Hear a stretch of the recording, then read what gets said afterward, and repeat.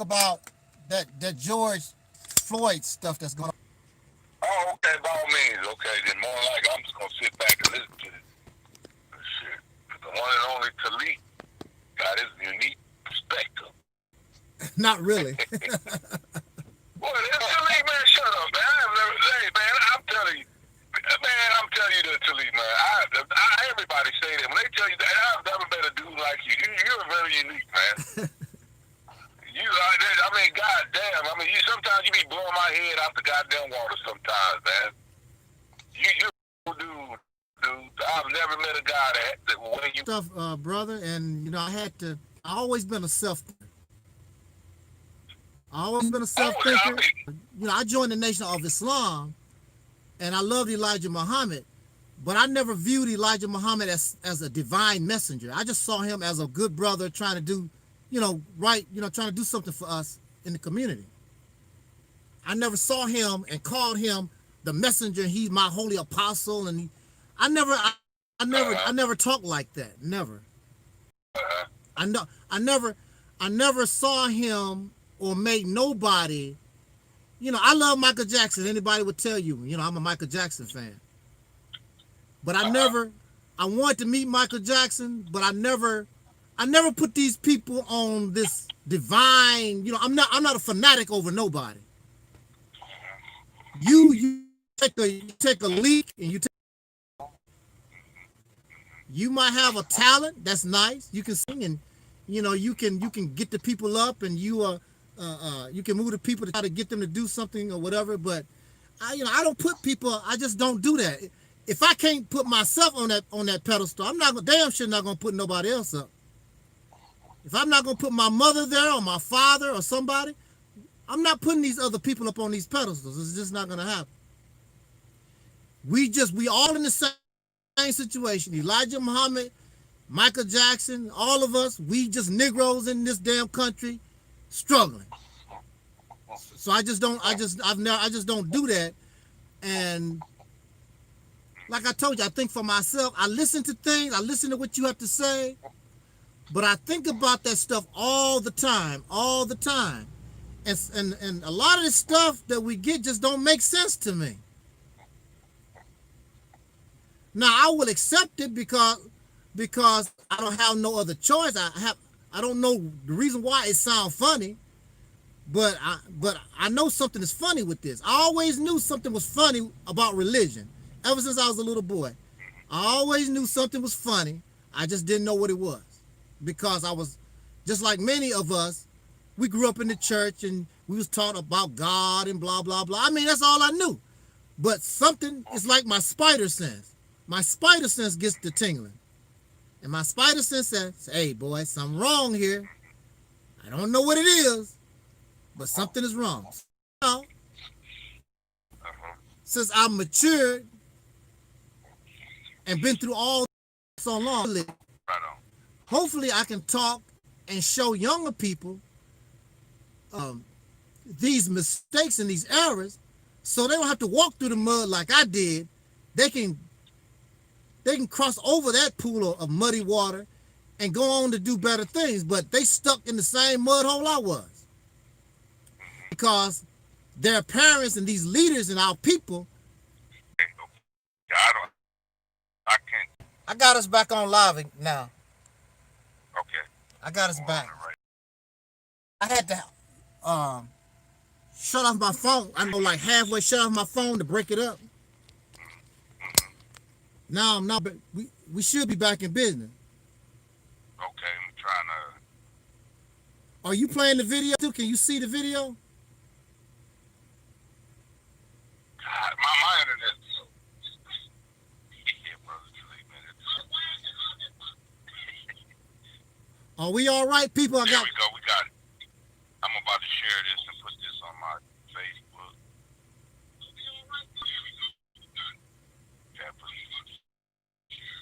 Okay, it sounds good there, bro. Okay, yeah, all right, good, all right. Yeah, we got people coming to the chat room. Can those in the chat room, can you hear us out there in YouTube land? Give me a 1, give me a 2, give me something in the chat. Okay. This is the Reality's Temple on Earth Internet Ministry. I'm Angel Snut number 7. And of course, I'm Soul Brother number 1. And we are here.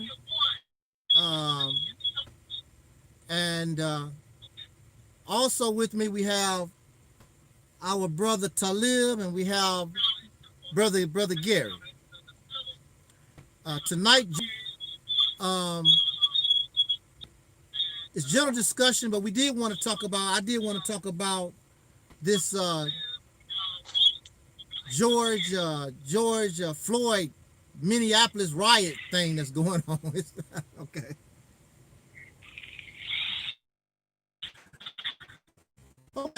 As I get my hand, and I turn the mic over to my. Yes, sir. Now, any of you who come to this channel, that's happening on TV and all that, I don't talk about the young. Okay, having technical difficulties. The reason why I don't cover of news, breaking news and things of that nature, I am not a journalist. I am not a news broadcaster. That's not what I do. You want the news, you got CNN, and you got ABC, you got Fox, you got Tariq Nasheed, you got all these other folks out here that bring their personal commentary. So you don't need me to add on to thousands of videos based saying the same thing. So I'm not into that. But we're going to break that up a little bit this evening because I just want to give you, and I think I've talked about this a few times, but we're going to talk about it for a few minutes again. Number one, we live in racist Peckerwood America, okay? Wait, and then boom, you broke up. What did you just say there, Brother Taalik? Yeah, I said we live in a race Peckerwood society. Oh, man. Go ahead. God damn. We've been living this way for 500 years. I want to mind you. Let me interrupt you real quick. Yeah. And out of respect. Yeah. Somebody told me, he said,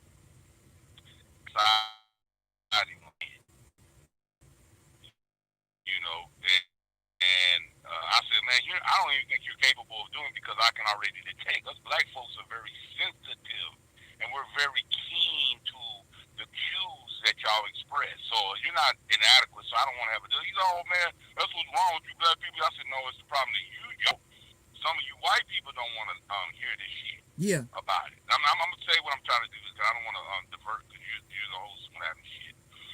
And he says, well, I can discuss about it because I love black people. I got 15 black women that I've been with. I said, you just told me you're colorblind. But but if you're colorblind, how the fuck do you know how many black women you was? So evidently, you wasn't fucking colorblind. Mm-hmm. If you know exactly how many, I don't even know how many women I met, or what have you, black Mexicans or what have you, shit. You know, but to get what I was just trying to say today,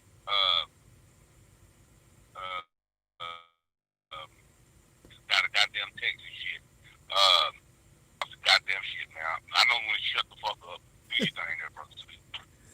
Man, I apologize to listeners and stuff. I'm not going to apologize how I talk or how I come or whatever, but out of respect for Brother Taalik and his host, yes, sir. I apologize to him, you know, move my cursing and whatever and stuff. Go ahead there, brother. Yes, sir. When I said, goddamn yes, sir, man. All right, Brother Gary. Man, you shut up. Go ahead, brother Taalik. When I said Peckerwood or crack or anything, this is the description of those who are enemies. I don't have no love for those who are enemies. I also understand that there is a small group that is very helpful, that can assist us in what we want to do. And they have done that throughout our sojourn in this country. Matter of fact, if it was not for many of them, we would not be where we're at today. You can't make any moves. You can't make any moves without them. And see, this is what I understand. These pro-blackity-black folks, they always talk about, we don't need the peck of wood to do it. You live in this country. There's nothing you can touch. There's nothing that you can do. They are there, whether you like it or not, directly or indirectly. As long as you have their money in your pocket, they are involved. It's simple as that. So that's stupid. If it was not for Caucasian people, I wouldn't even be talking to you right now, because they assisted me when I was incarcerated to get me hell out of my situation I was in. I don't want to hear that crap. And many of them have come to my aid when you Negroes didn't do a damn thing. So I don't want to hear it. With your pro-black, hate black ass, because that's what you do. Most pro-black actually hate black folks, really. You just look at us as a slave, as something for you to use, just like the racists have done. That's the reality of that. With your smiling, my brother, until I say something or do something that your happy ass don't like. So them group of people can kick rocks. I don't care nothing about them at all. But I want to make my points real quick and we can roll on out of here. Let the brother speak. Don't want to keep you long. We live in a racist society going on 500 years. And they have been doing this same type of thing going on 500 years. So what are you crying about? Why are we upset? It's nothing new. And they do the same thing, and your response is the same thing all the time. You riot, you march, the same old garbage, same stuff over and over. You reactionary and you emotional. And then you got a group of us, let me get a new VCR or whatever it is out there, a new Xbox or whatever. They don't give a damn about George Floyd. This is my opportunity to steal and get away with it. That's the reality of it. There's a video playing right now before I came on air. There was a brother, he's out there live with the people out there in the street. And that's what they have been doing. A lot of them just been stealing, taking the opportunity to steal. That's all. Don't give a damn about George Floyd. Then you got these pro-black, blackity-black folks. Old George Floyd. Hey, look. Go ahead. We crying about George Floyd. Now they learning that George Floyd's girlfriend is a white woman, Caucasian lady. Now, if you notice, I did not say peckerwood or cave beast, she beast. Fuck you, Taalik.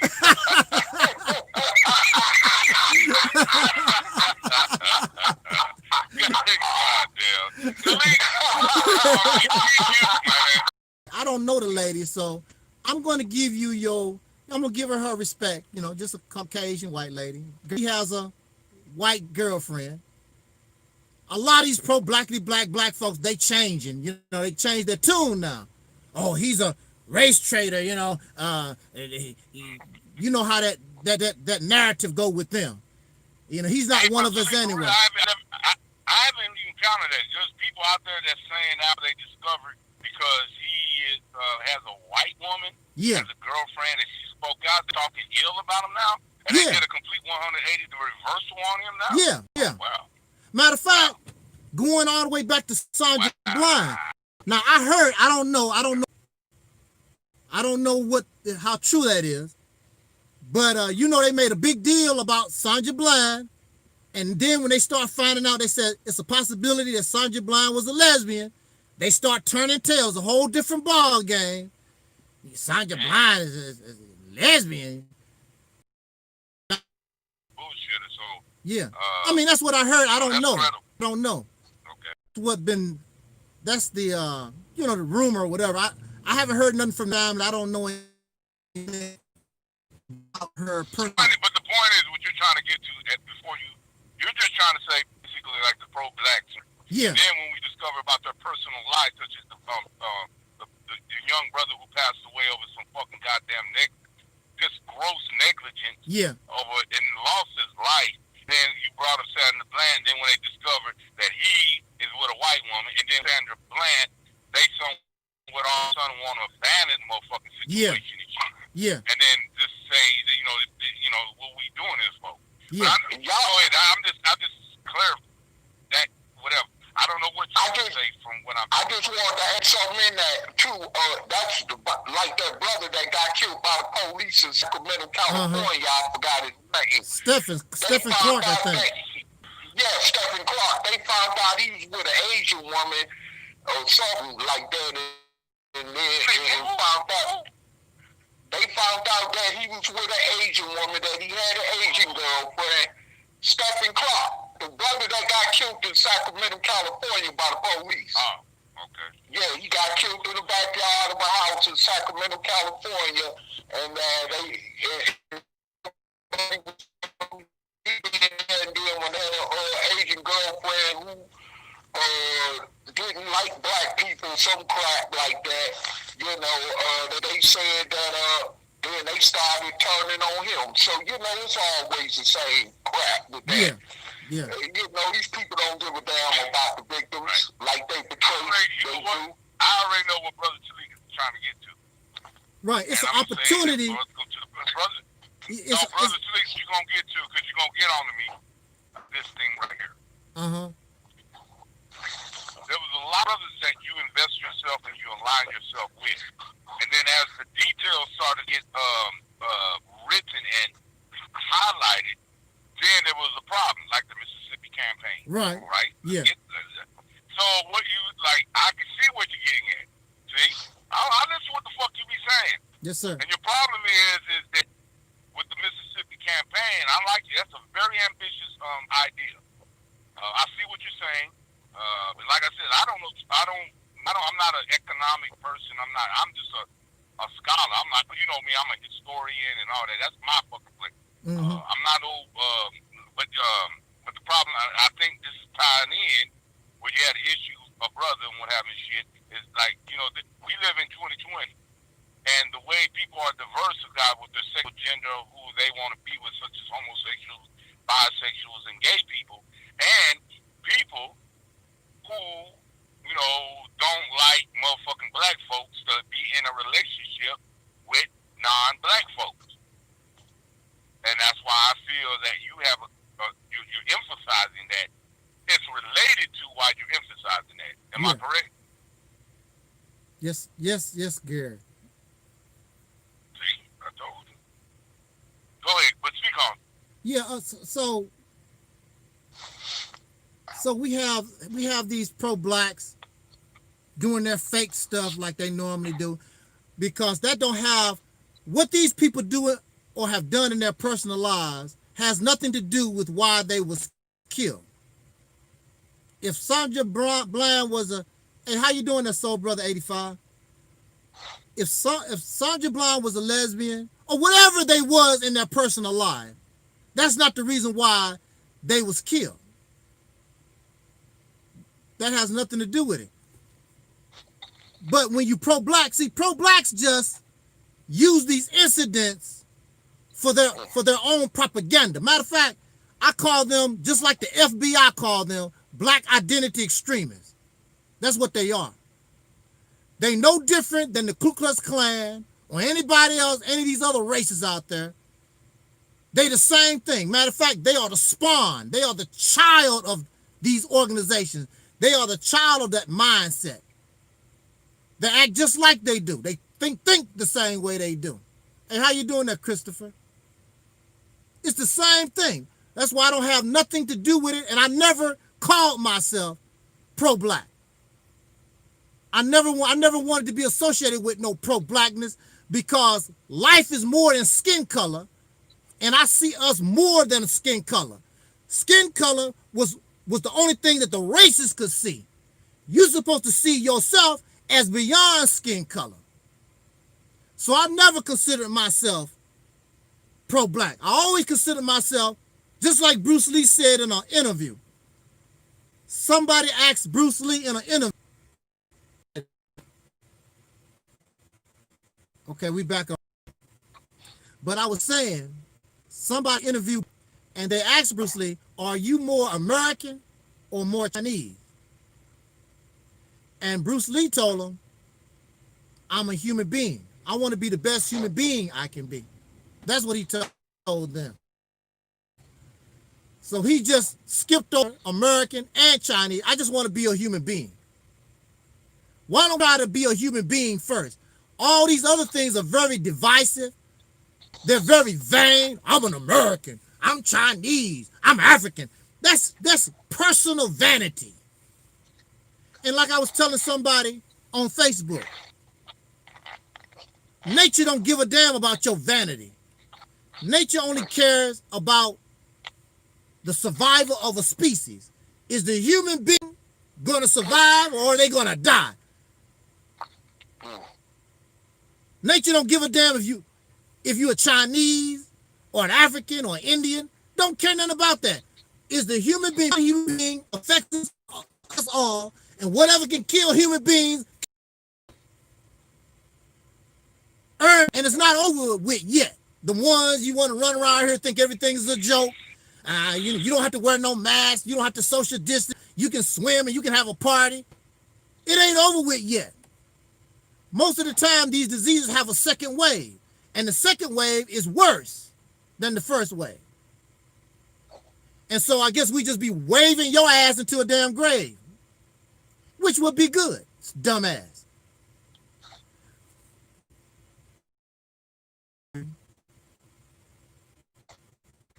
With people that don't like you, and you keep having babies in this country with people you know don't like you. Wait, what people are you talking about there, Brother Taalik? I'm talking about these racist Caucasian people in this country. Wait, hold on a second now. I believe the majority of people that have interracial marriages are not marrying fucking racist motherfuckers. Say what? We got to understand that the superimposement of the institutions of race of white supremacy is through the institutions. Okay? There's no question we got to deal with the sociological and the psychological aspect. You know? Hey, how you doing? Yeah, how you doing? I'm good over here. I know, it is the same shit going on. You right. It's the same bullshit. Same stuff we've been talking about since the 1900s. Right. Oh, my God. I was just trying to say a cliche word there, woman. No. If you want to get in Pacific, that's on you, and I know you will break it down there. Go ahead, Brother Gary. I ain't heard from you. Huh? Go ahead and continue where you left off. What I was saying is what I was saying is what have you, individually, like white people that I do know personally.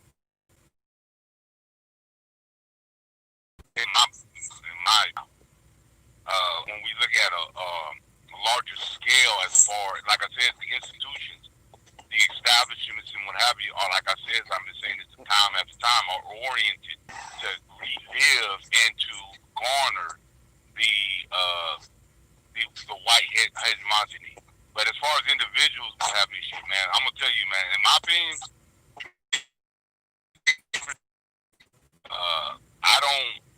I deal with people individually, and white folks, a lot of white folks that I know are not racist, and they don't give one iota about this racism.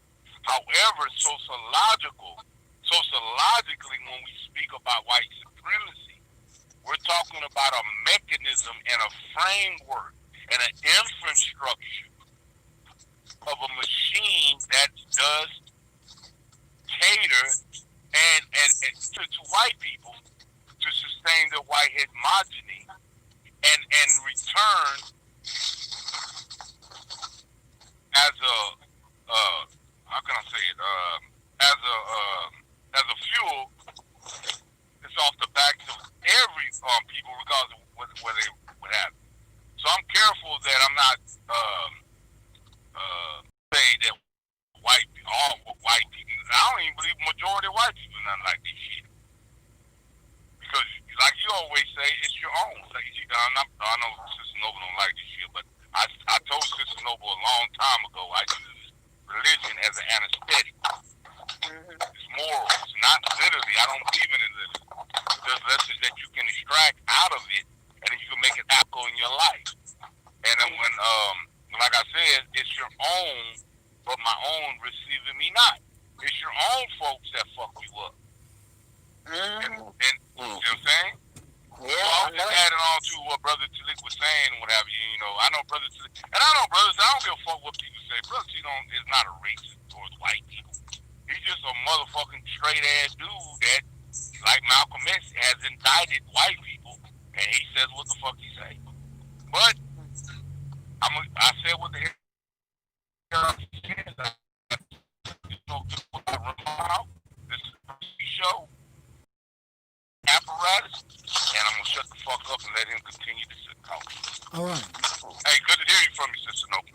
Yeah, I want to let everybody know that our Sister Noble has joined us. Thank you, Sister, for coming in.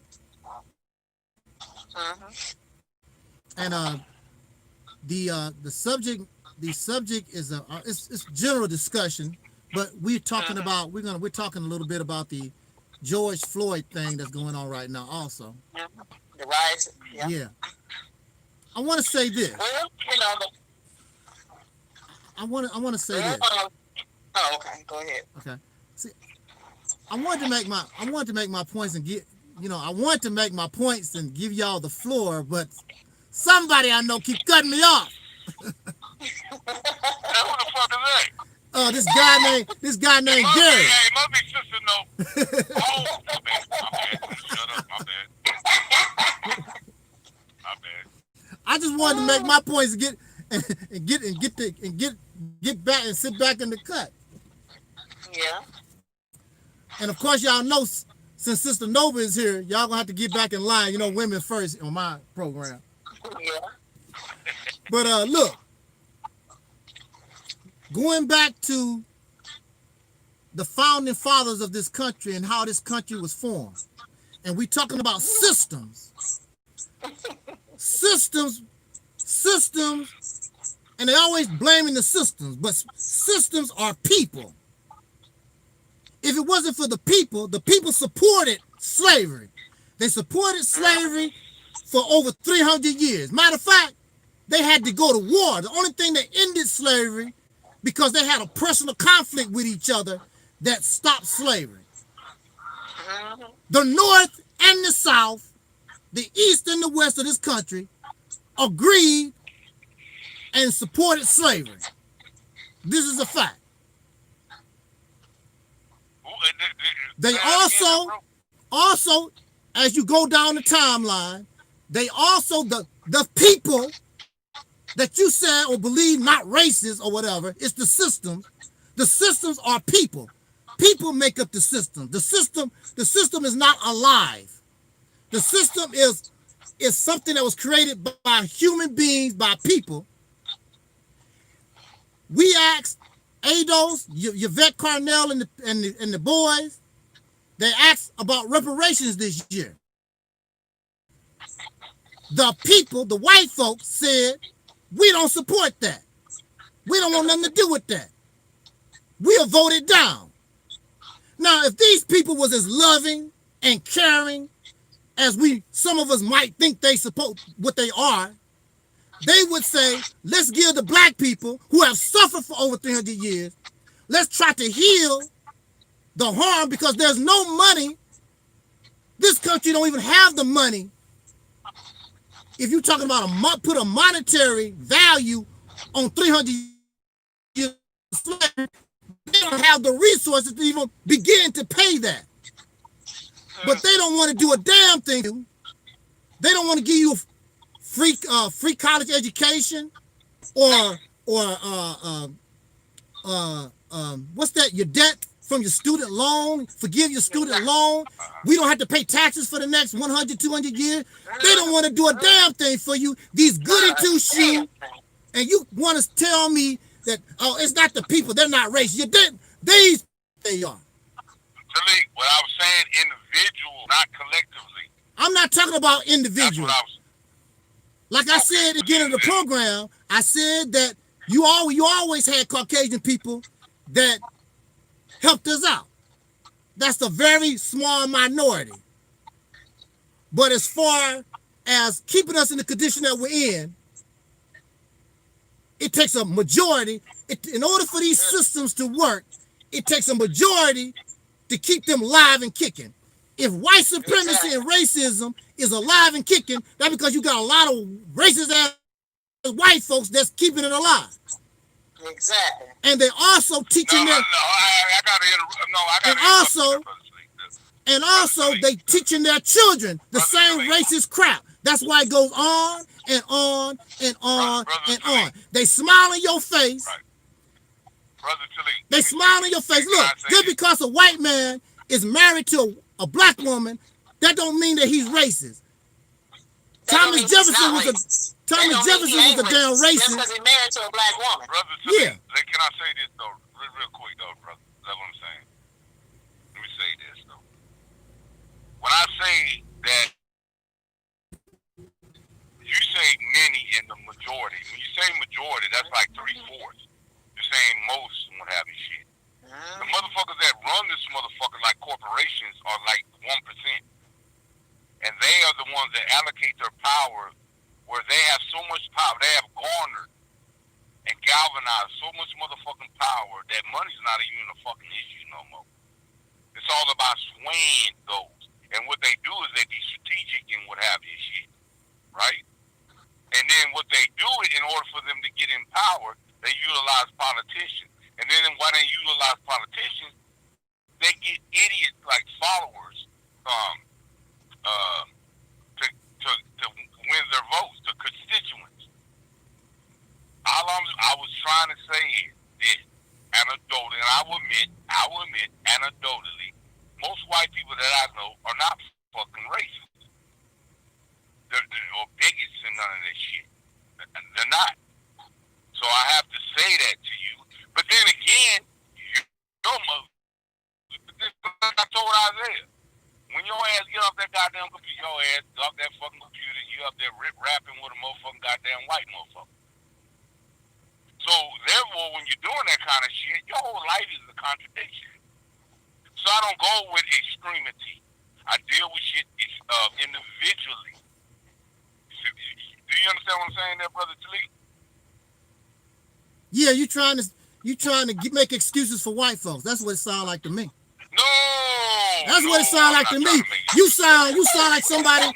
You sound like somebody trying to make excuses for white folks. That's what you're trying to do. Oh, they all ain't good. Look, in order for us to be in the condition that we're in, it took a vast majority, and it continues to take a vast majority.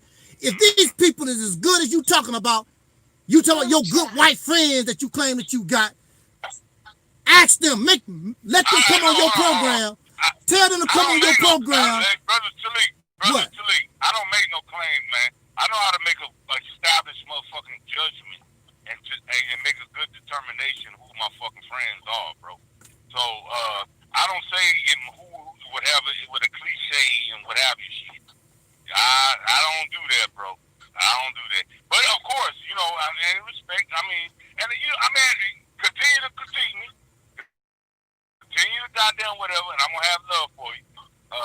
Critique me. No, we're just gonna have to keep these. We're just gonna have to keep this thing real. If I got a Caucasian friend or Caucasian people that's really with me, that means they vote for reparations. That means they out there protesting with me. Whatever, they are going down with me. You got a lot of Caucasian people that tell me, yeah, I understand black folks' problem. They don't do a damn thing for black folks at all, period. Smile in your face. Oh, you meet my friend. We cool, ain't we, buddy? They cool with you as long as you don't want nothing. Ask them to help you take control of the state of Mississippi and see what they say. I think you're misunderstanding what I'm trying to say there, Brother Taalik, and what have you. As much as you say that, like them motherfuckers do this kind of shit, like I like get your own motherfuckers. Like, okay, this how you talk about white people, folk. Just because I just said that most white people, in my fucking anecdotally, are not with this racist shit, and that it occurred. They are. Okay, let's fuck white people. Fuck white people. They are. But let's talk about let's talk about our own. Like Jesus said, I am sent to my own, and my own receiving me not. All right, let's talk about black folk. Black folk. Tell me the black folk. And I know Sister Noble and Brother Taalik and me got your back. But tell me, besides those three names that I mentioned, that gives you substantial and tangible empirical motherfucking goddamn meat to feed to your consumption that can be digested to fucking goddamn facilitate your goddamn your agenda. Let's talk about black folk. No, we're gonna talk about, because you don't have to be an outright racist and skin and grin and holler white power. You got these suckers that are in positions of power that can put their knee on your neck and don't have to. They don't have to be a police officer in the street. Your truck is a white person. Say what? The person that drives your truck is a white person, right? The person that drives my truck is a white person. No, the one that owns your truck, I should say. I should have been specific. My bad. I should have been specific. My bad. But that operates that mechanism of that company. Who are they? White? Are they Mexican? Or Hebrew? Or what are they? Chances are they Caucasian. Okay. They ain't no friend. They ain't no friend of mine. But they're a friend of yours in some kind of way. They are not no friend of mine. We have a business relationship. We have a contractual business relationship. You do this for me, I give you that, blah, blah, blah. If you can't do that, you go your way, I go my way. We're not friends. But yet you're using them in order for you to do whatever you're trying to do, right? To reap whatever incentive and reward or monetary gain that you're trying to do. If it wasn't for them, you got to give them some goddamn credit, some damn degree, right? I give them their credit, but we're not friends. Hold on, brother. You do not give them no credit. You're relying on them and you're utilizing their occupation for you to be occupied. Well, first of all, if you're a black man, a soul brother in this country, even if you're a self-made business owner, you're gonna have to deal with them regardless. No matter how you roll in this country. Whether you work for them directly, like I do on this truck, or you call yourself, you think that you better than somebody, I got my own business. Yeah, you got your own business, and you better make sure you take care of business and pay your taxes and do all the other things that's required of you and get all your other little licenses and other garbage that you get from this cracker. That's how it is in this country. We live in this septic tank. You don't have to, a Caucasian person, I don't care how much they smile and skin and grin, they can be a rat stuff. This is just the way it is. We should have had reparations. Huh? A lot of black women married to racists. And a lot of black women married to racists and don't even realize. And some of these white guys, Caucasian guys, they would tell you, I don't like black people, but I love my wife. Yes. I've heard it. I seen them on video. This cracker said, I don't like black people, but I love my wife. I know you don't go. I know you don't. Whatever. But I'm gonna tell y'all one thing. Who is regarded in the black Afrocentric as the baddest motherfucking scientific scholar? The black. Who's the baddest motherfucker on the planet Earth as far as the black conscious community? John Henry Clark. If you read his book, he would say how much he adores this guy. Who is that guy that I'm talking about? Sheikh Anta Diop. He is regarded the Albert Einstein icon of the black conscious community. Maybe not to y'all, but he's regarded as a black whatever, right? Who is that? I'm sorry, who is that? You ever heard Shane Anti-Dio? No, I haven't. Yeah, I've heard the book. You heard him? Y'all have never heard of that? I have never. Someone you talking about? One of the baddest intellectual. He is a certified PhD in physics, history, fucking linguistics, genetics, and what have you. This dude is regarded, and all of them. John Henry Clark wrote a motherfucking preface and just adore this guy. Oh, right? I'm familiar with John Henry Clark. Okay, you have to deal with Afrocentrics. Hold on. Then you got to deal with the Afrocentrics that believe that Africans were in the Americas. Way before every motherfucking shit. And you know, they lowered this guy, they put him on a pedestal. You know, those two guys I just motherfucking mentioned too. Both of them were regarded in the black conscious community as a fucking goddamn legend and supernova. He is the god of scholarship. Both of them were married to white women. Okay. Who else was married to a white woman? No, his son is married to a white woman. You talking about Mustafa? No, Josh.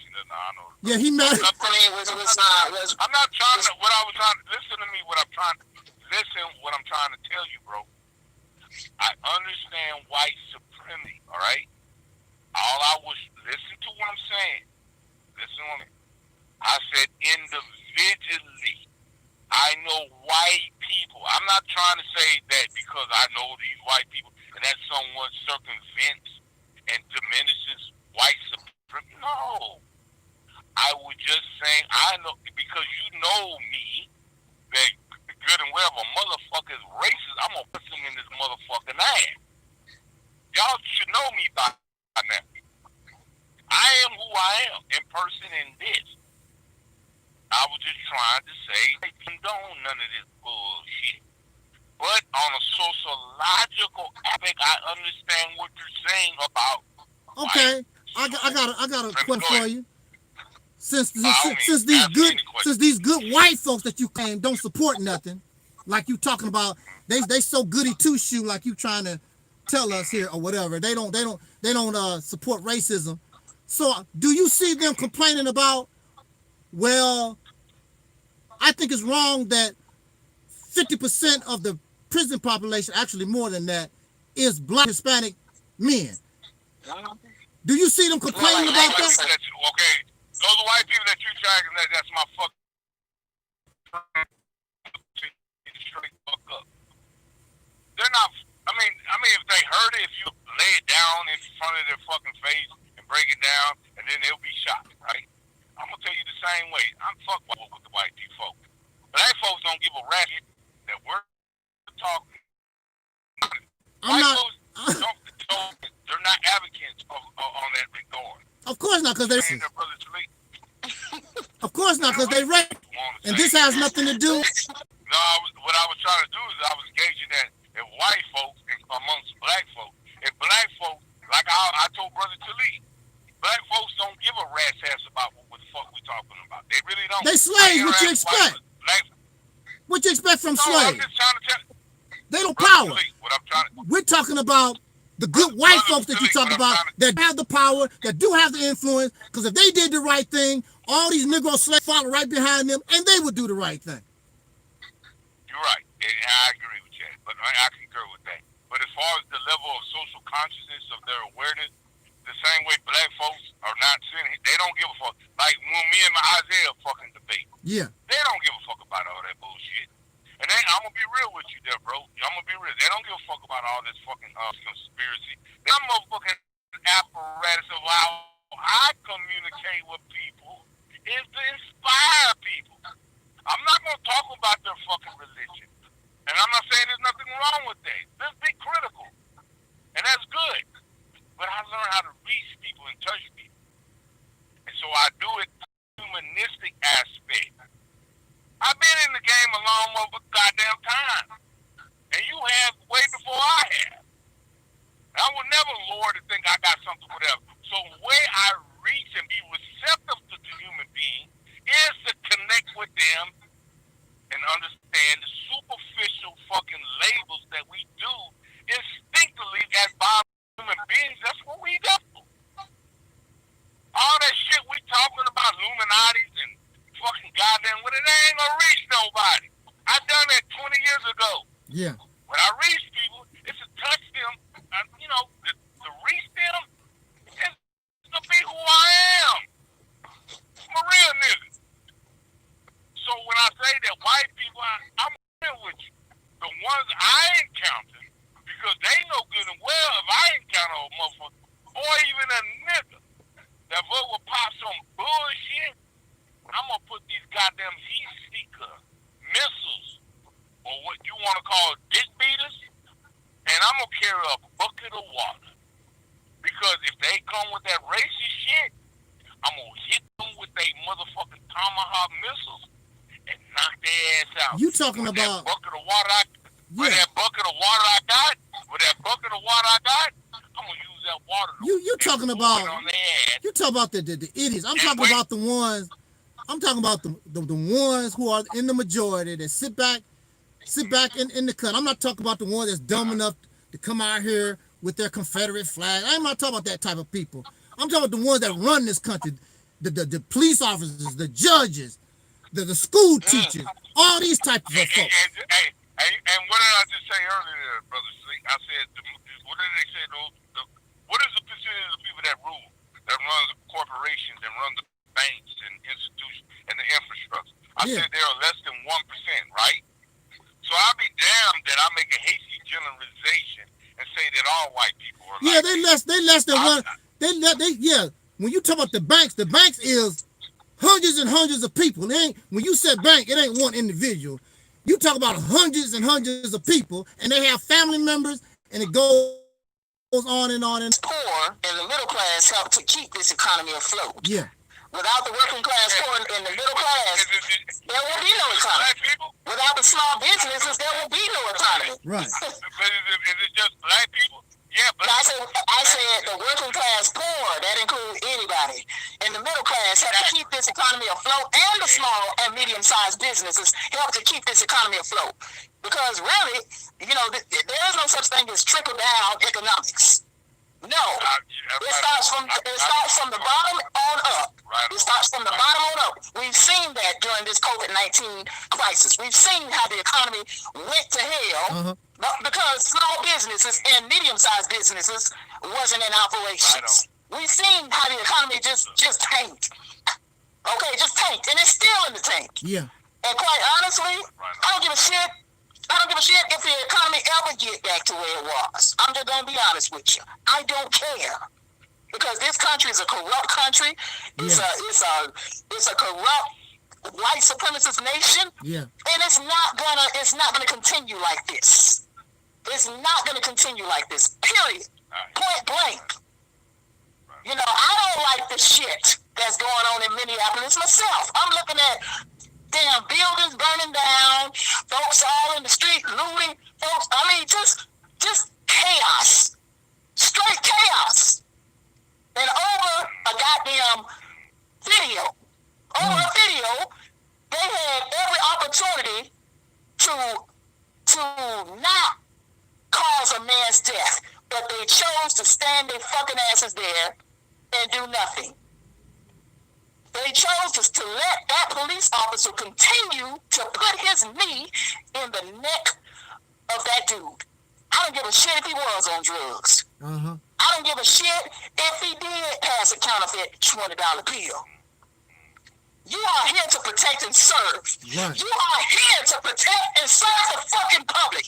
You have no right to kill somebody outright just because he might have been on fucking drugs.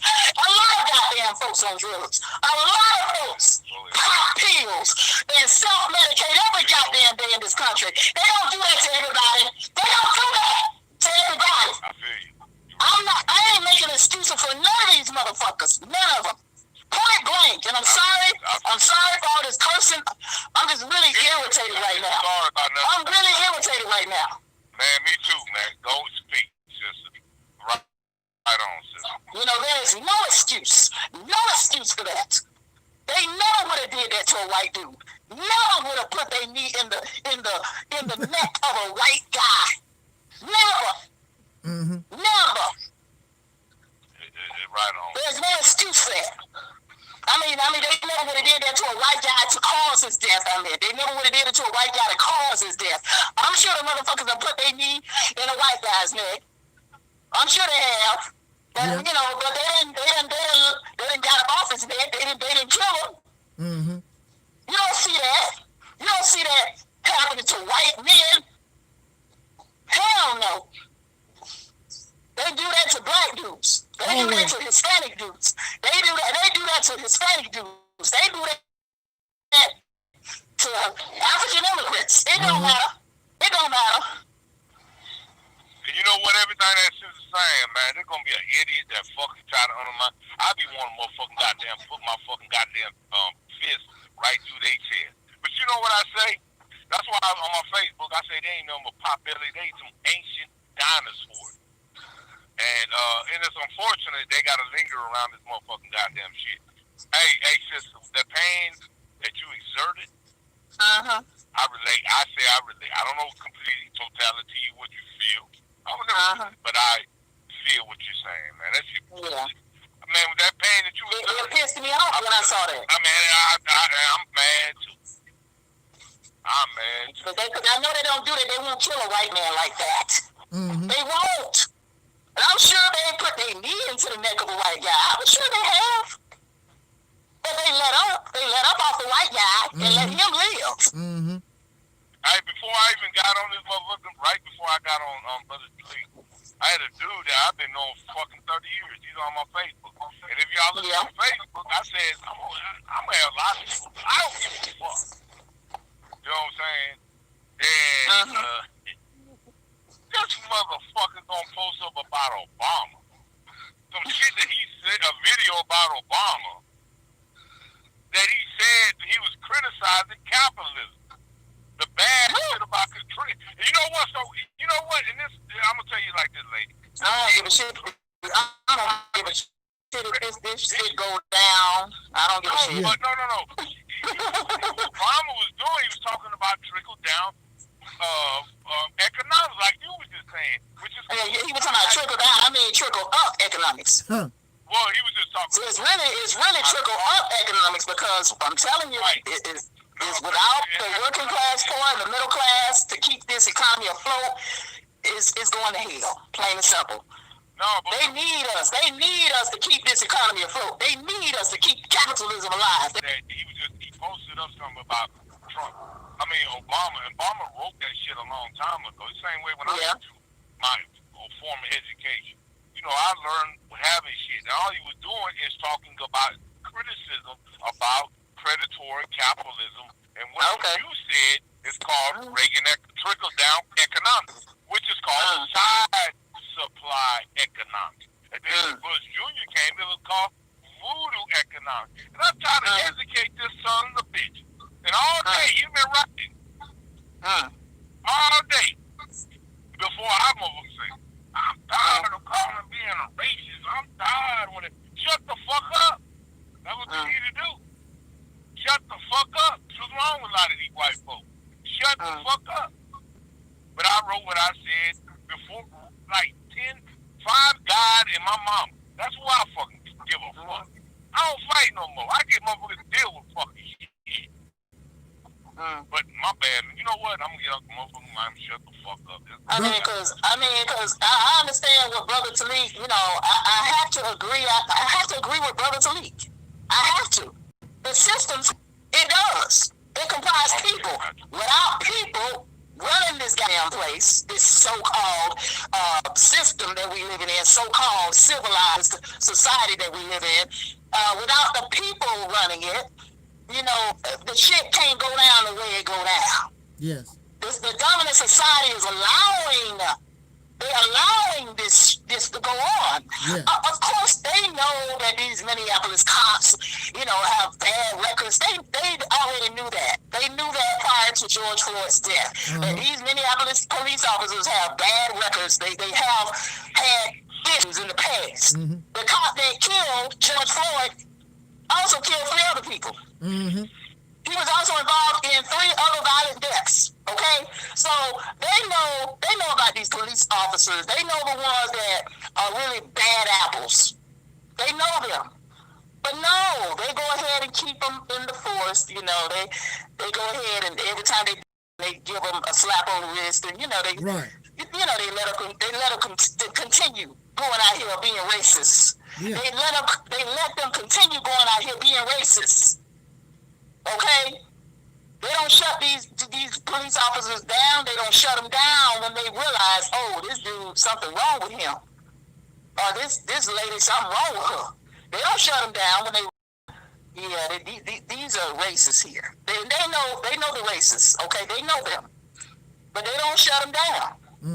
You need to shut down the entire police department in Minneapolis and start all over again from scratch. Plain and simple. Because there is systemic racism in the police department in Minneapolis. There is systemic racism in that department, period. Systemic racism. But good goddamn well. I mean, that's very ambitious. They need to shut the whole department down and just hire new people. Shit, I need a lot of money for that shit. I need to cut in here. I need universal basic income too. Shit, I need universal basic income too. I need to cut in here. A lot of money. I need some money too. Universal basic income. How that shit ain't gonna come to reality though. Hey, brother Taalik. Brother Taalik. Yes, sir. Come on, bring some word on. Put some words on the board, brother. All right. I'll just let everybody get through saying what they had to say so that they could be clear. Okay. All I just got to say about this situation, just not long ago, like that brother Ibn'rad got killed in Georgia, and now with this situation, and then a brother, it was a black woman yesterday, I believe, that just got shot in fatally in Tallahassee, Florida. You know what I'm saying? So I mean, it's like, it's getting to the point right now where either we're gonna have to just simply do what we got to do. If we ain't gonna separate from this racist and do what we got to do to maintain a safe haven for ourselves and our babies, then get the hell up out the country and go somewhere else to another part of the world where you're going to be treated more humanly. Yeah, but what other country's going to accept us then? So they look at as 3/5 of a human anyway in this country. Let's not forget that. When we see all these killings going on, remember, they thing is always that we've been looked at as 3/5 of a human. They treat a dog worse than they treat us, or better than they treat us. What that say? Yeah. So the thing about it is look, and I'm a supporter of any real liberation as far as our people go in this country. But the thing about it, if we ain't gonna do nothing to turn this around for real, we might as well not even talk about it. We might as well just sit up and accept being slaves. Right. And being in a slave-like condition that we always been in.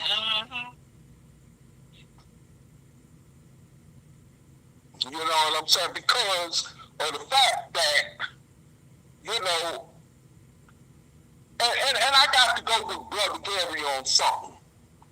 Like he basically was saying, you do have a large segment of black people, dark-skinned descendants of slaves born in America, that don't give a damn about what we speak on this platform.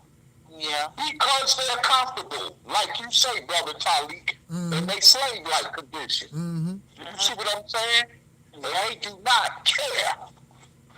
You understand? See, look at what they doing in COVID-19. Niggas in Detroit, Chicago, still acting a fool. Yeah. Killing each other, fighting, and all that crazy stuff, like they doing around the rest of the country. Just acting a complete damn fool. You know what I'm saying? So, my thing is this. Until we step to the plate, instead of waiting on the government, instead of waiting on the system to do something, do it ourselves and take our respect, as well as reparations and liberation, this is what's going to keep happening. Yeah, it's going to keep happening. Yeah. And there are countries, I mean, because white supremacy permeates globally and not just in America, okay? I've been to Canada. I see myself a little racism up there, okay? So it's not just restricted to the United States. Okay? But my thing is this. There are countries where you can be treated more like a human being. I mean, what countries would be willing to take 40 million of us? I mean, 40 million? That is a good question. Hold on. Let's just be real. I'm gonna get back. That is a good question, sister. Our discussion was really about my and Brother Taalik. This is the thing, what happened. That's about I was defending that my anecdotal experience with white people that I know are not down with you. That's what we fucking talking about. And then on top of that, what we're talking about, we're sitting here, and as much as we criticize all these motherfuckers on this planet Earth called black folks, I'm telling y'all, and I'm going to tell you, they don't give one rat's ass about metaphysics, about fucking religion, about motherfucking science, and none of this shit. We can sit here all this motherfucker all day, all whatever, and talk shit about whatever, and not to take anything away from y'all, like y'all don't interact with black folk. I'm around black folk. They don't. I interact with black folks. They don't care. So what I always try to tell everybody, because when you go pay your bills, they don't give a fuck. And I told Brother Sleep, I said, take your ass outside your house. Why is none of your family members, like I told Isaiah, why your family members? He said, I got none of fucking high, because I told him this in video. Why your motherfucking family ain't involved with it? Why your whatever? But you're using this fucking internet to fucking goddamn shit, to corral and utter your motherfucking and project. Worry about your goddamn self. That's what the fuck I say. Let me interject, brother. No disrespect. But let me just interject. I'm not worried about it. You don't want to disrespect. I want to say this. I want to say this here. Is that now the sister asked the question, who is going to accept 4 million black people? Okay. For 40 million black people, okay, but you know, the reality is that no, like even the Honorable Elijah Muhammad once said, no nation will accept us in the condition that we're in. Right. Okay. And you know, and with that said, I'm only referring to those individuals, or what they call black expatriates, who have already expatriated from the United States. They got different channels on YouTube that deal with them. Like even this channel called Black in Japan. You know, you got a lot of American, so-called African-American expats living there in other certain different parts of Asia. And their stories is like this. It's a whole lot different from what they experienced here in America. I even heard a brother from Alabama who lived in Japan say he's free.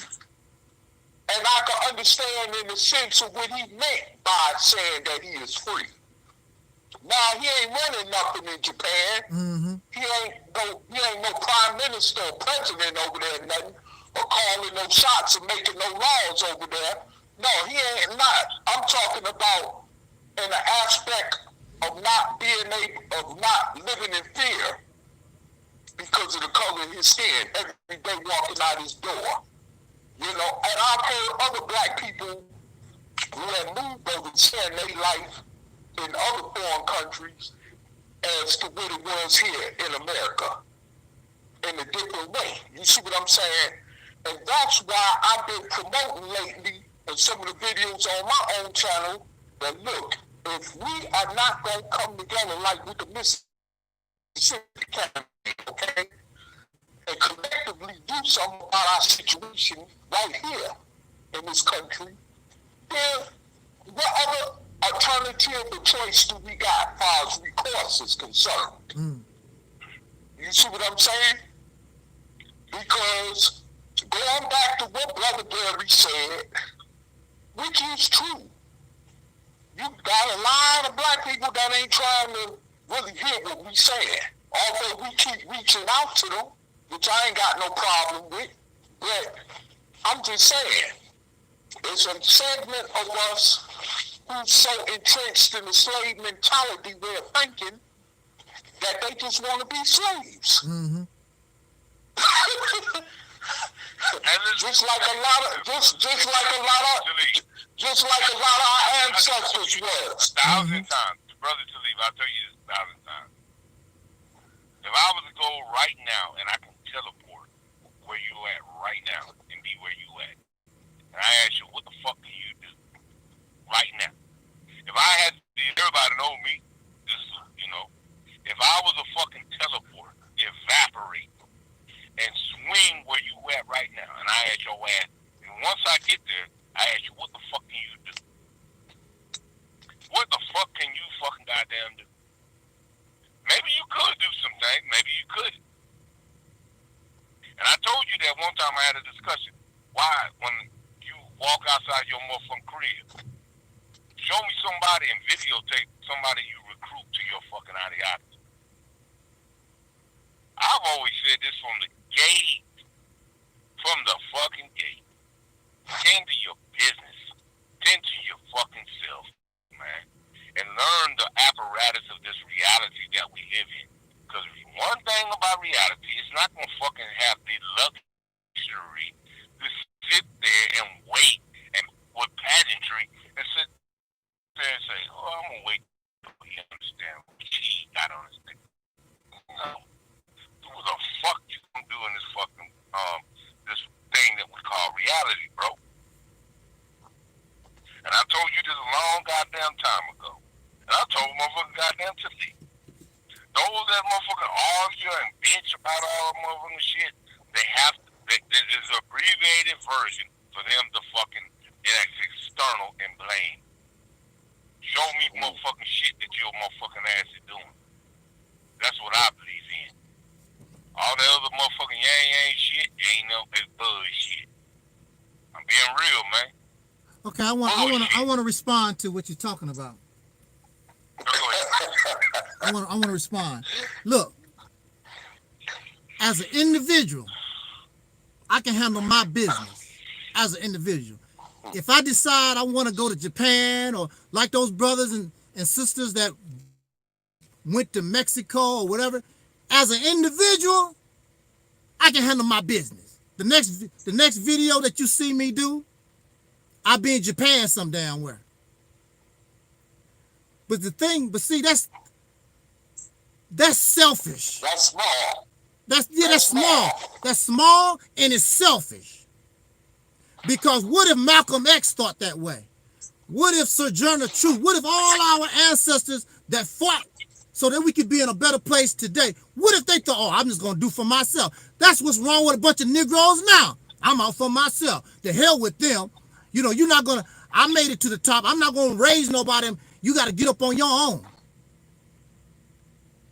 The reason why I feel the way I feel is because I'm thinking about my grandniece my grandnephew, and all those that follow. I think about the people who bled and died, and they said they done it so I could live better, and I have lived better compared to the way they lived.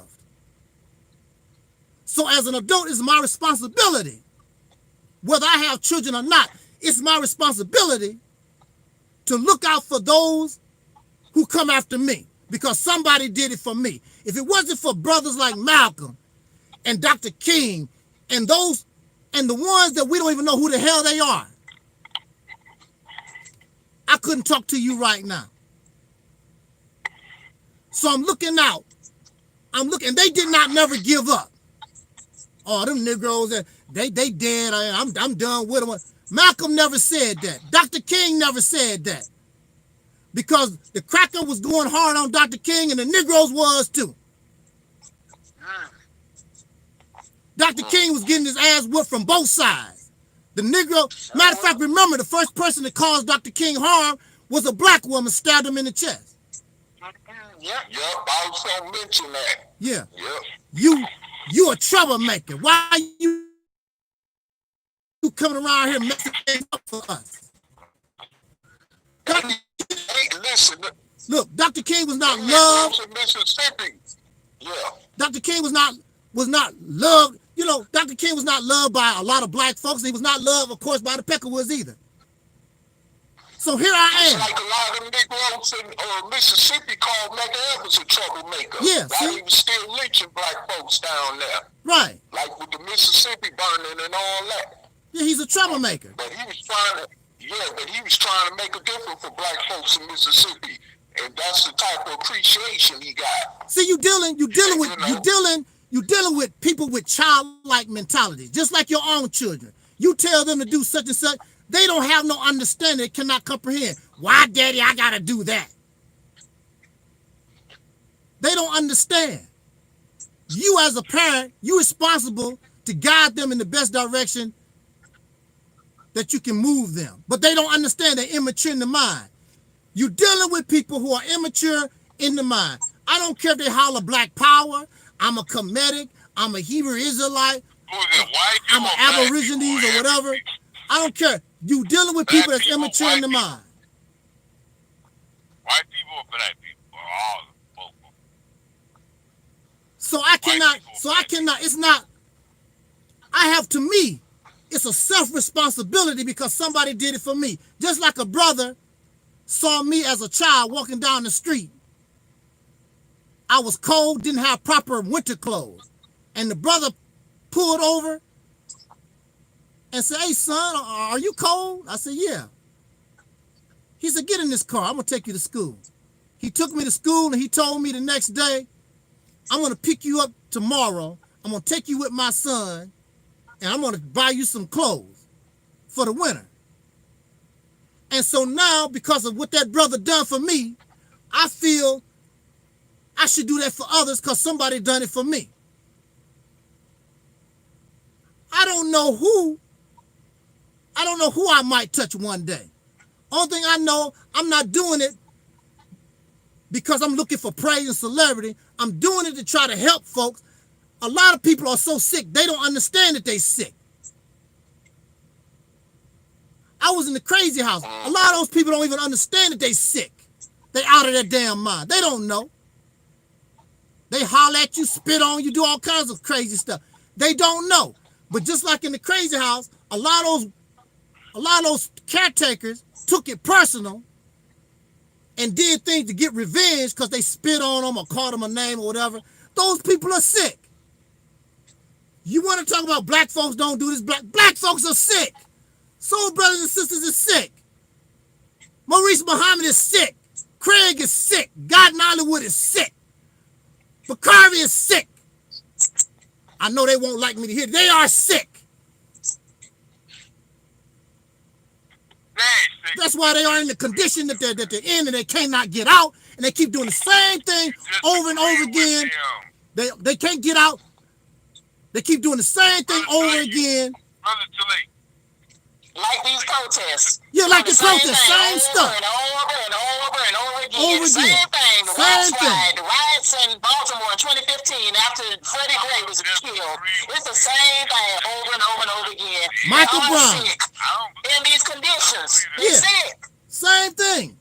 Reactionary. Reactionary, emotional. Emotionally sick. They're not sick. Mentally, They're emotionally mentally sick. in these Have a conditions disorder. that we're in. Y'all tripping. Okay. You're sick. We're sick too. Yeah, we're sick too. I can admit it. I can confess. We're sick. Yes, Ain't nobody. I can admit it too. You cannot live. I can admit it too. You cannot live in a disease. You cannot live in a disease-ridden society and not be sick. It's impossible. Including you, Mr. Gary. You sick too.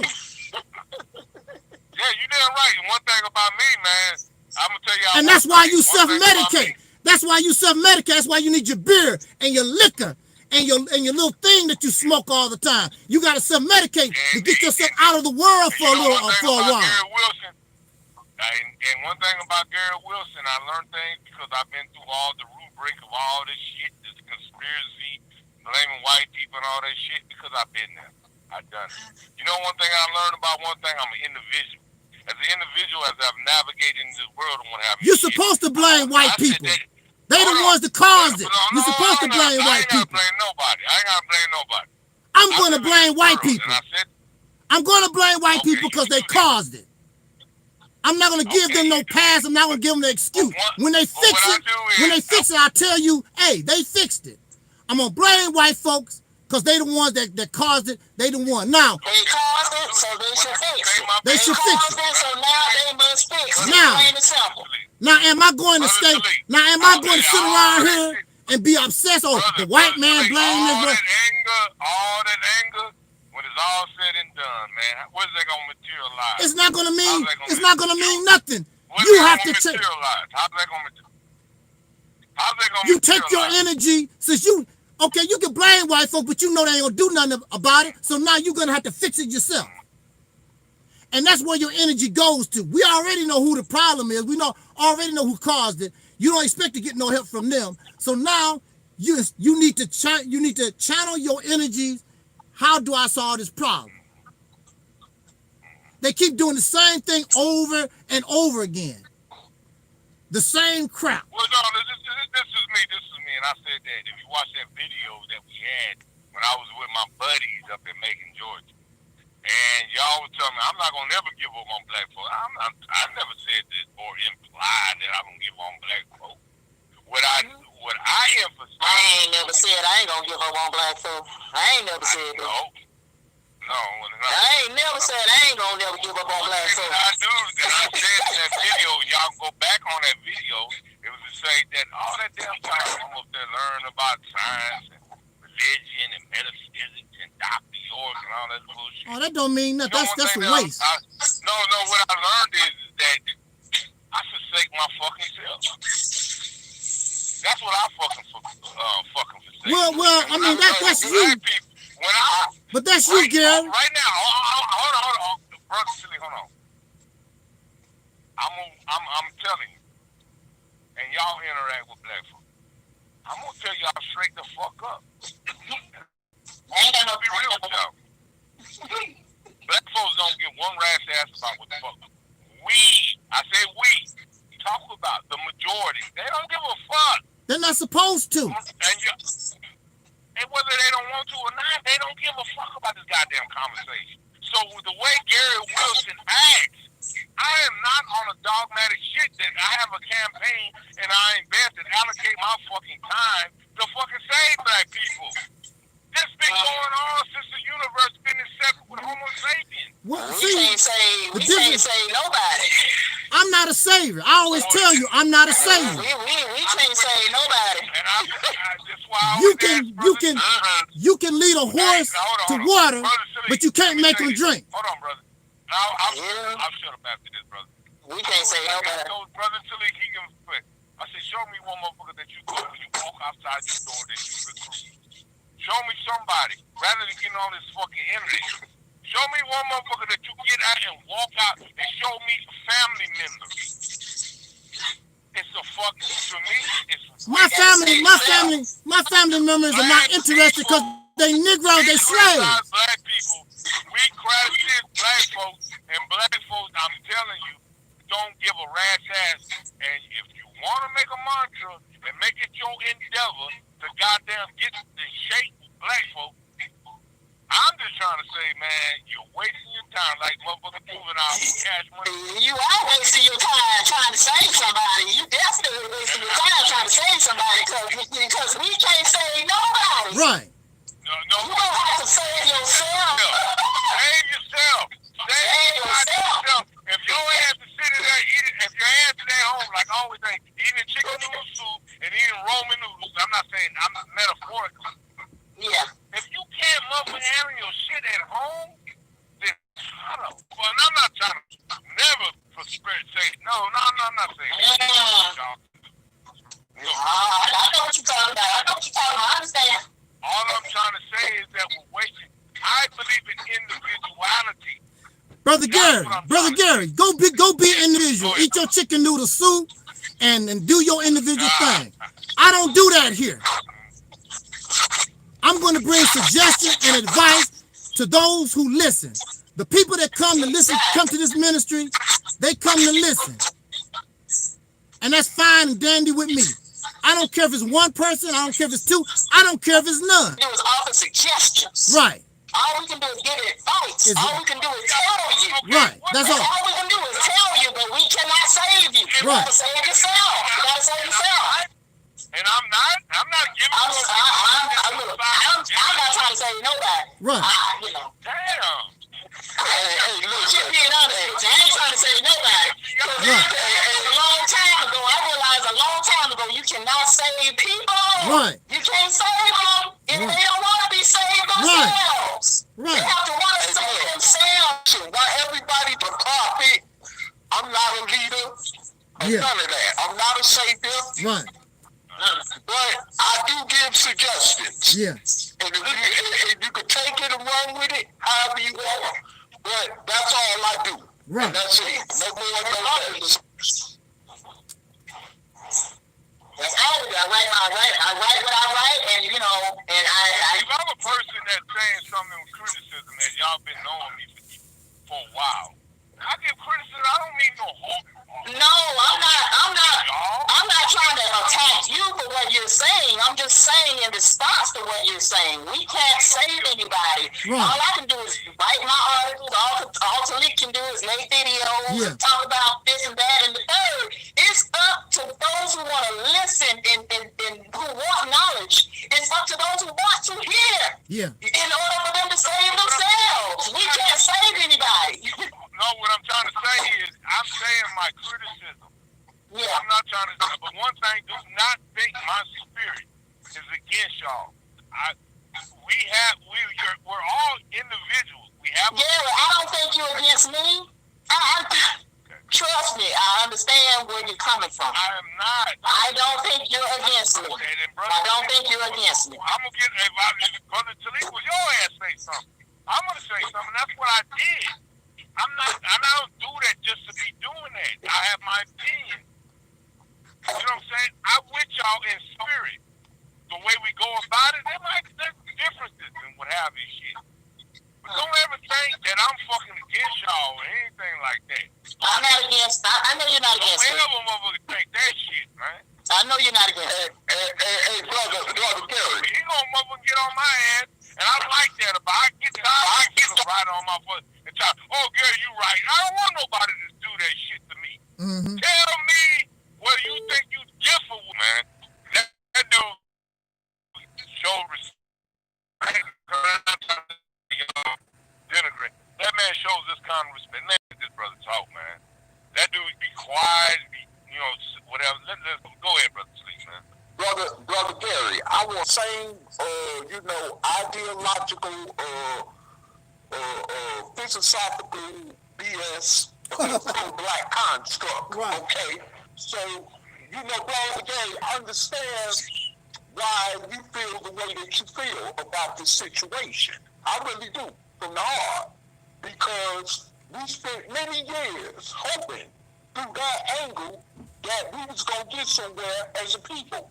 But, of course, it didn't turn out like that. So I understand where you're coming from. And that's why I sit up here. So, it's not that you mean us any harm or anything. You know what I'm saying? But, I mean, I guess the way that you come off in certain contexts is misunderstood. But I understand everything that you're saying because I've been where you've been. You see what I'm saying? No, hell, hold on, let me interrupt you real quick. Brother Taalik is Brother Taalik. Sister Noble, and you are who you are. Right. And when I say something, I do come abrupt. I do come abrasive, and I come obnoxious. What I was saying before, even a few seconds before you would have you address, that's what I like about Brother Taalik. Taalik is going to say what the fuck he's going to say and the way he say it. I don't want hurt people. I have dealt with so many people that just kiss my ass. I don't want nobody to kiss my ass. Now see that? Now hold up. Now you just took the words out of my mouth. Hold up, you just took the words out of my mouth before I was about to say that. Oh, well, I'm just trying to tell you.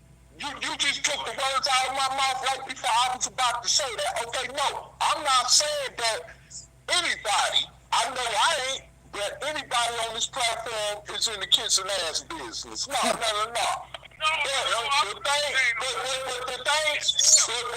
Listen, hold on, brother.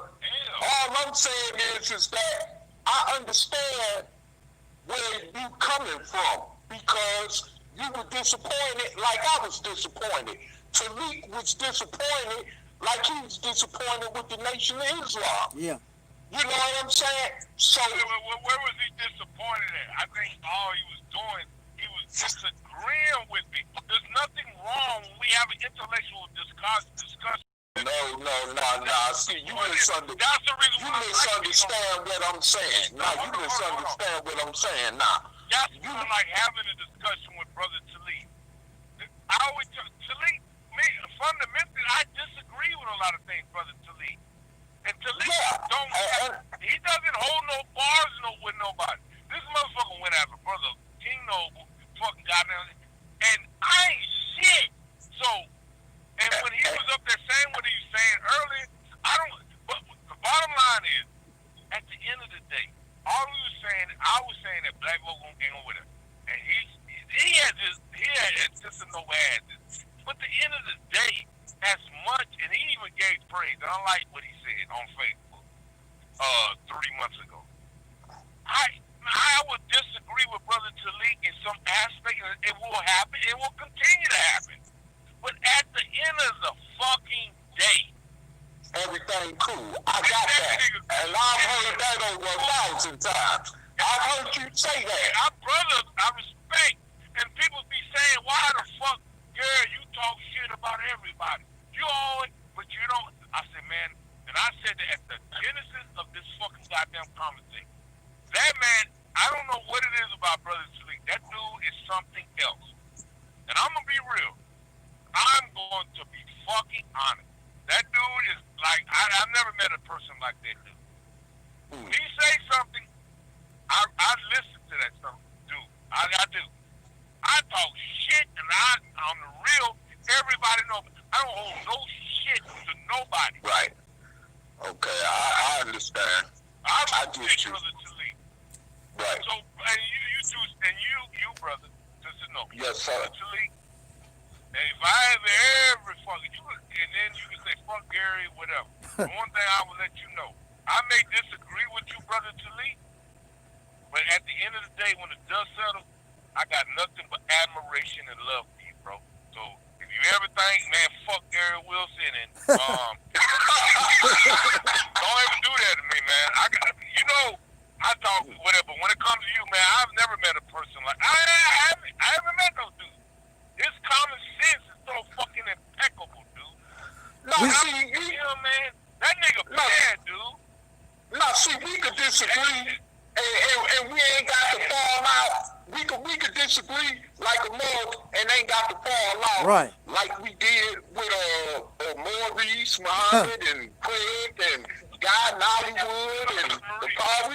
What it is, Maurice fell out with me because I'm too white.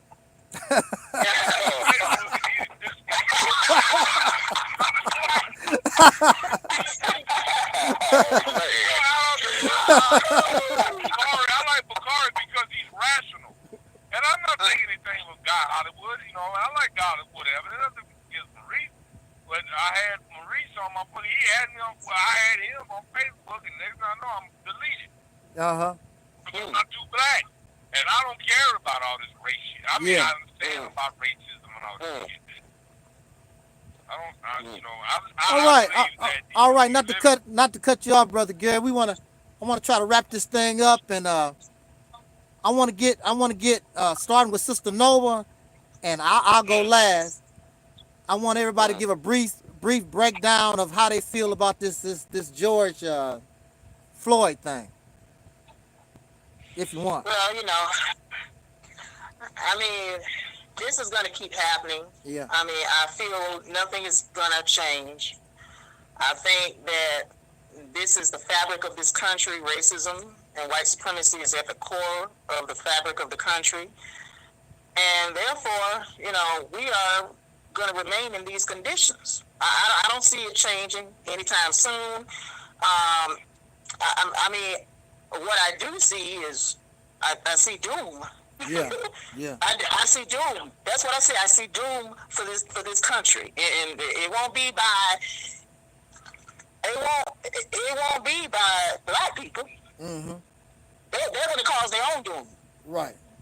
That's what I see. They're going to cause their own doom.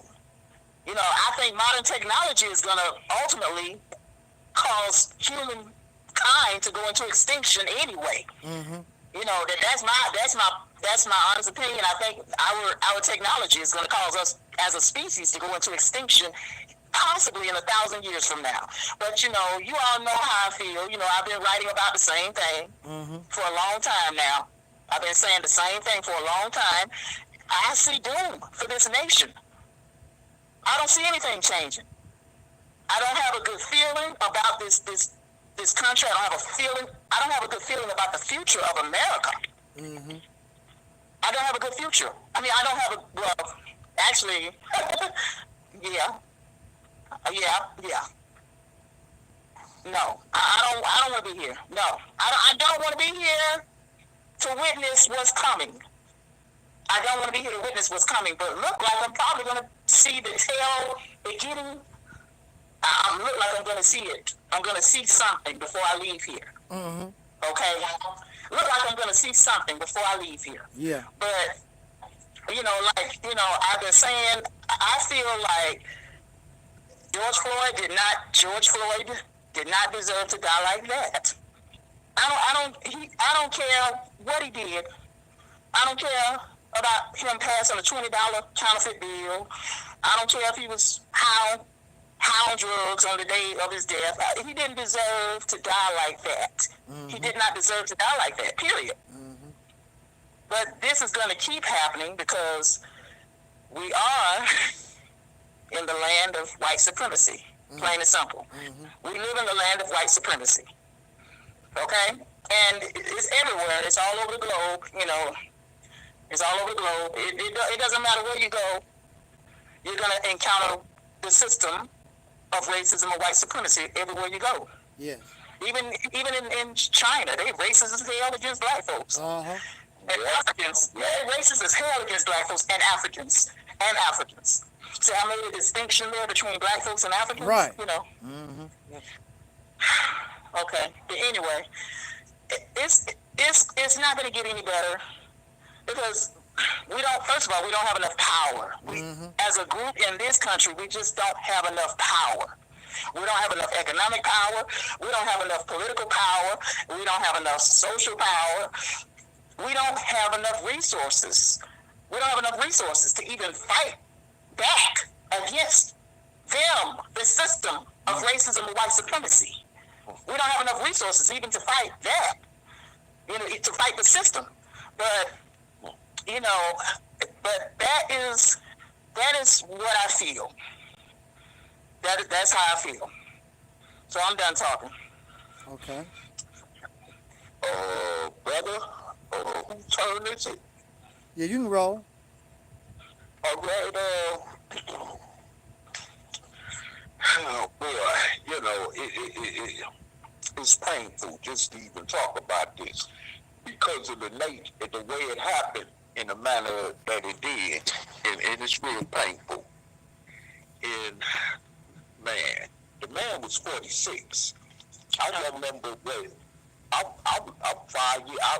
was 5 years older than him. Mm-hmm. And that just let me know they ain't just killing our young brothers and sisters, they killing older brothers and sisters too. They don't care. Age ain't discriminating even with this situation, you know. And it's like, I mean, man, you know, it's painful. It really is. It's just painful. 46 years old. I'm sorry, I will be 46 in August. My bad. I will be 46 in August. It's painful. It's really painful. I mean, you know, and even though I talk about the ideal of, like you say, getting out of America, but you know, at the same time, I know that racism permeates the globe, and you can't escape white supremacy nowhere you go. And that's even the hellified part about it when you're in the biggest racist country in the world, and know that, you know.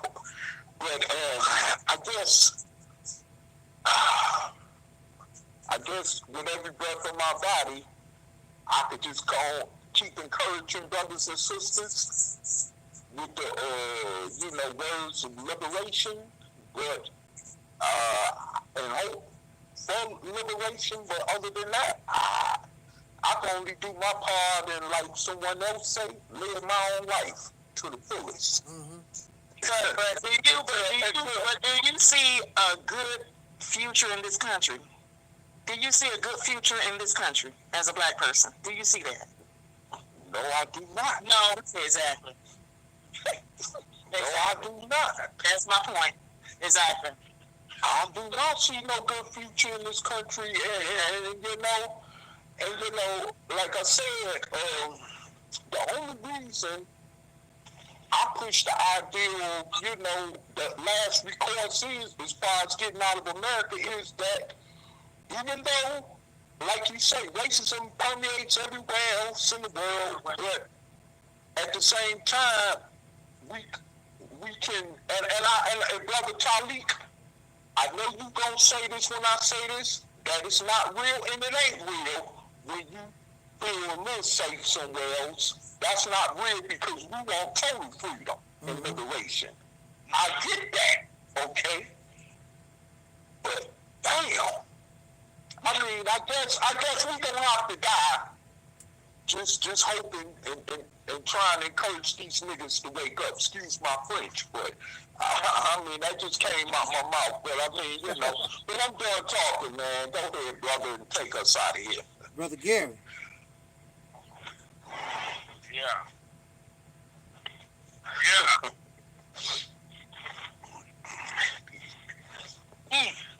What? Oh, okay. I thought you wanted to get everybody last comment about this George Floyd thing, if you wanted to say something.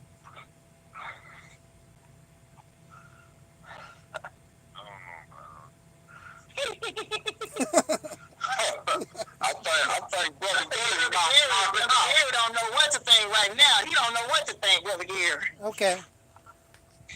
He don't know what to think. Maybe he might have something to say after I go. Okay. I want to say that having technical difficulties. The situation with George Floyd and the rioting in Minneapolis and, you know, all this, of course it saddens me. But it's gotten to the point where I shouldn't feel this way, but I don't even care. I gotten to the point where I just don't care. Because you are in a situation going on 500 years. You don't want to do what's appropriate and what a dove getting your ass whooped. I suggest to us, Mississippi campaign. They laugh or either they ignore it. I have over 100 subscribers to my Operation Mississippi campaign channel. I don't even have 50 people that sent me an email or made no attempt to say, I want to help. I do this like Brother Gary was saying. What have you done to duplicate yourself? I can't make nobody do anything. You can't make nobody do nothing. You know, I'm not offering no religion. You know, if I was Minister Farrakhan and talking about the gods and the tribe, and I talk to the mothership and all that stuff, you know, maybe that's what I should start doing. Saying that I got some kind of connection to Mars and, you know, some alien is talking to me or something. And, you know, maybe folks will start responding. You know, because it seems as though, because it seems as though the Negro only respond to fairy tales and fantasy stuff, delusions. Why you get paid at the same time? Oh yeah. What's they call a GoFundMe and a Cash App and all the other good stuff. Yeah, right. Yeah, of course we gotta have that. Yeah, of course, gotta have that. That's the only way they you know. Where you get that when you said if you said you have connection to Mars, where you get that from? I'm just curious. Hey, well, Mr. Farrakhan, like someone would say, as a part of the package. Yeah, Mr. Farrakhan said he talking to the wheel. He talking to the mothership.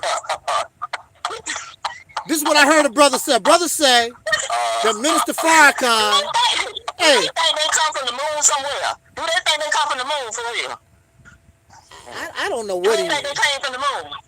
I don't know what he's. Oh my God! You know, folks say they come from Planet X and Narubra. Hey, but anyway. Wow. I actually enjoy bringing my message. I've done it. I put videos out, 0 view. And I still kept putting. Matter of fact, somebody even made a comment. Negro, you making videos, you got 0 view. Yeah. I said, no, sir, I got 1 now. We don't want to do what's appropriate.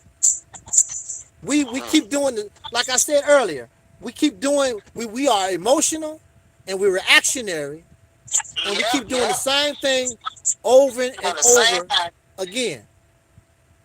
So and getting no results. And get no results. What result are they going to get by rioting and well, they get a new TV. Some of them won't get a new TV or new Xbox. Just a new TV. Okay.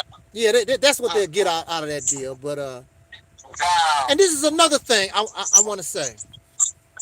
And we talked about this yesterday, Sister Nova. You got George Orwell. I keep calling George. Well, I keep thinking about that author, George Orwell. George Floyd. Yeah. You got Sandra Bland and Trayvon Martin. You got all our brothers and sisters. May they rest in peace. But at the same time, they didn't think about no police brutality while they was alive. George Floyd wasn't thinking about no police brutality. He's out there trying to make a hustle, trying to make some money. Screwing white women. You never. I bet you never seen George Floyd at no protest or marching or doing nothing in his whole entire 40-some-year-old life. But all of a sudden, we supposed to have all these feelings for people that didn't give a damn about others. Did Trayvon Martin care about Sean Bell and the people that before him that was murdered and killed? No. Did Sean Bell care about anybody that was murdered and killed before him? See, this goes, I want to... Now, I was telling you, Sister Nova, about Robert Perkins. Robert Perkins talking about if he was there when George Floyd got in his situation, he would have helped the brother, and even if it meant that he got shot, at least he went out like, you know, some kind of hero or whatever. But now, now you know Robert Perkins changed his tune because now he done found out that he got a white girlfriend.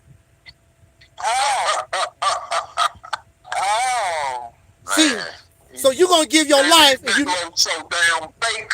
yeah, they fake. What they have to do anything? Also, see, we in a situation. We're not together. We're not united. Why should somebody put themselves out like that? Okay, let's say for instance, if Robert Perkins did that. Robert Perkins had 5 children. Okay, he jumps out here for a Negro that messed around, that was really involved in criminal activity, and that was the reason why the police showed up, because of criminal activity. Yep. Trying to pass off a fake ass $20 bill. And then he didn't know that the Grim Reaper was on their way.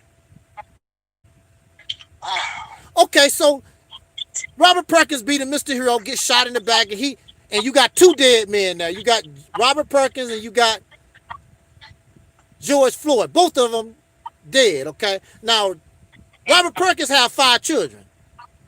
Yeah. What's going to happen to those 5 children, Robert? You think the black community going to come out and adopt your children and help your people or your babies or whatever because you Mr. Hero? See, you putting yourself out there as an individual. That's why nobody want to get involved in nothing, because you know if you go out there, you basically by yourself. You don't have no backup. You don't have no backup. Robert Perkins get murdered along with George Floyd. They said, we got 2 for 1 today. Yeah. And so now, Robert Perkins' children, his family members might take his children in, or they might mess around and get all split up in a foster home. Yep. Then, let's say for instance, if Robert Perkins survived, he just got shot and got paralyzed. Then he found out that George Floyd had a girlfriend. Then he feels stupid, said, damn, I'm paralyzed. Help trying to defend a Negro that got a cave beast, because you know that's what he called him. He called him cave beast. See, we need to, in order for us to put ourselves out like that, for me, it don't have to take all of us, but a big majority of us, it has to be understood, we down with each other. You jump on one, you got to jump on the other. You jump on one, you're going to have 1,000 people coming to your aid. See, that's the way it should have been during Tulsa, Oklahoma. But, you know, we in these tribes.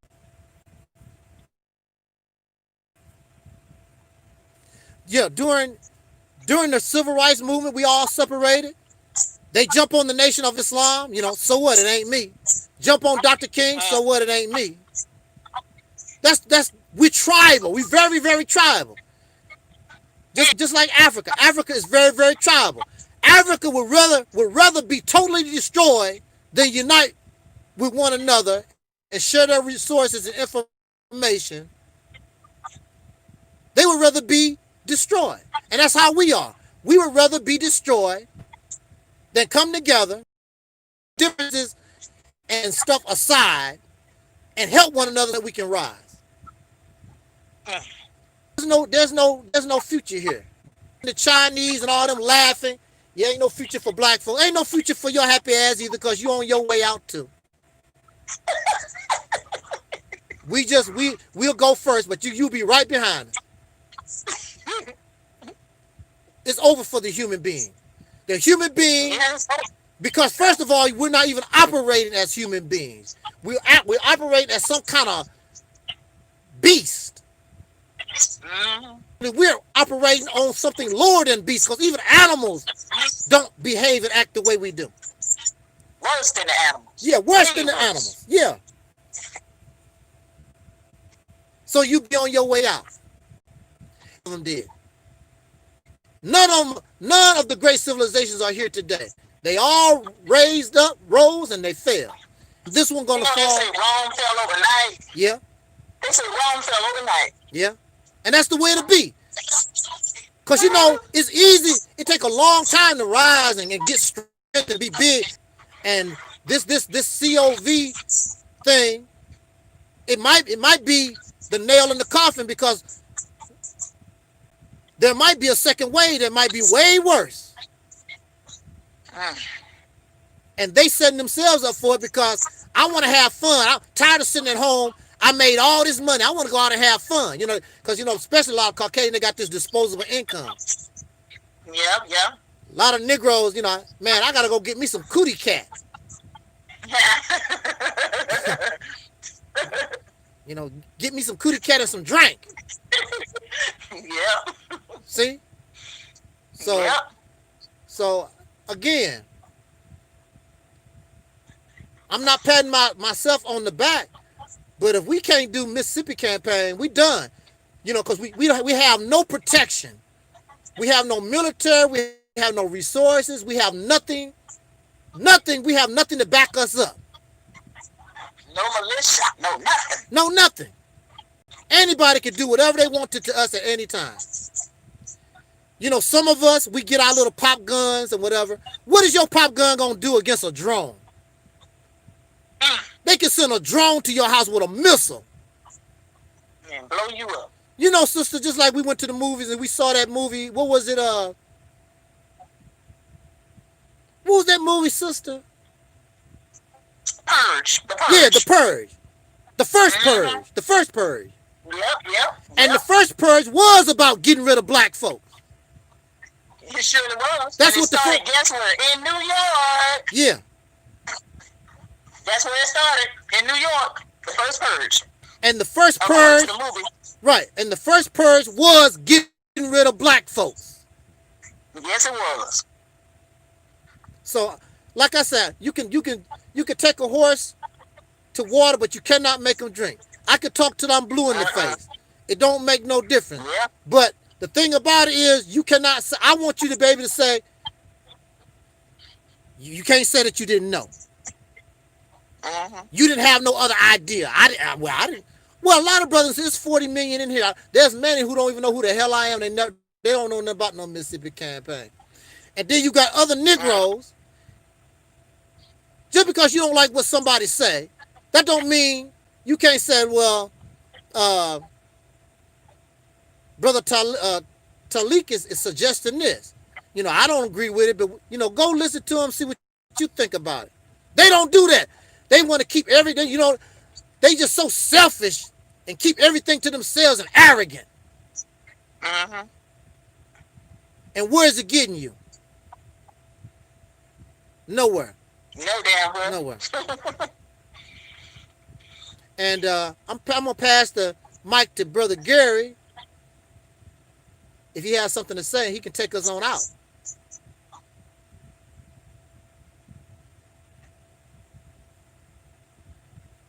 I guess not. So on that note, I want to thank Brother Gary. I want to thank Brother Talib. His call dropped. I couldn't get him back. Sister Noble, myself. Thank you everybody in the chat room for hanging with us. We got 6 likes. Y'all know you can hit the like button right now, or you can do it later. Subscribe. Do your thizzy. I appreciate your listening, and it's an honor that you would come here and give me some of your time. Most appreciated. With that said, as Dr. Cornelius always told us, I wish us love, peace, and soul. We out.